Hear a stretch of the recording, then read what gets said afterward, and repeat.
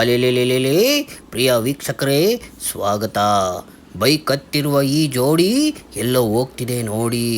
Bike ಹತ್ತಿ ಹೊರಟಾದ್ಮೇಲೆ ಈ ಜೋಡಿ ಎಲ್ಲಿ ಹೋಗ್ತಾರೆ, ಏನು ಮಾಡ್ತಾರೆ ಅವರ ಬಾಯಿಂದನೇ ಕೇಳಿ.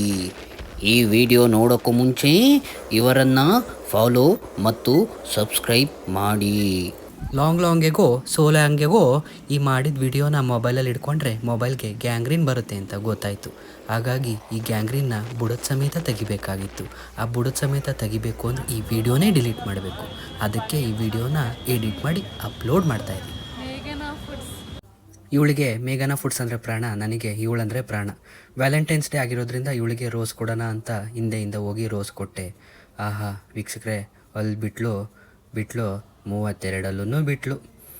ನಾನು ರೋಸ್ ಕೊಟ್ಟಿದ್ದಕ್ಕಿಂತ ಇವಳು ಅಲ್ಲಿ ಬಿಟ್ಟಿದ್ದಕ್ಕೆ ನಾನು ಫಿದಾ ಆಗೋದೆ. ಇದೇ ಟೈಮಲ್ಲಿ ಒಂದು ವೀಡಿಯೋ ತಗೊಳ್ಳೋಣ ಅಂತ ಒಂದು ವೀಡಿಯೋ ತಗೊಂಡು ಇವಳನ್ನ ಆಬ್ಸಲ್ಯೂಟ್ ಬಾರ್ಬೆಕ್ಯೂಗೆ ಕರ್ಕೊಂಡೋದೆ. ಇವಳಿಗೂ ಗೊತ್ತಿರಲಿಲ್ಲ ನಾವು ಅಲ್ಲಿಗೆ ಹೋಗ್ತೀವಿ ಅಂತ.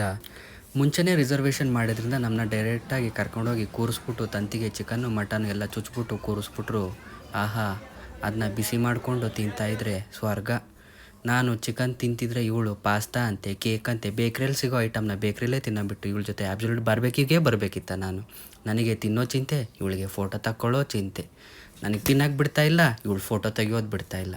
ಕೊಟ್ಟಿರೋ ದುಡ್ಡು ಎಲ್ಲಿ ಲಾಸ್ ಆಗುತ್ತೋ ಅಂತ ಫುಲ್ ರಿಕವರಿ ಮಾಡೋಣ ಅಂತ ಮಟನು ಚಿಕನು ಅಂತ ನಾನು ಒಂದು ಕಡೆ ತಿನ್ಕೊಂಡು ಕೂತಿದ್ರೆ ಇವಳು ಮೊಬೈಲ್ ತಗೊಂಡೋಗಿ ಮೊಸರನ್ನ, ಕೋಸಂಬರಿ, ಸೌತೆಕಾಯಿ, ಕ್ಯಾರೆಟು, ಬುರ್ರಿ ಇಂಥವು ತಗೊಂಡು ಕೂತಿದ್ದಾಳೆ.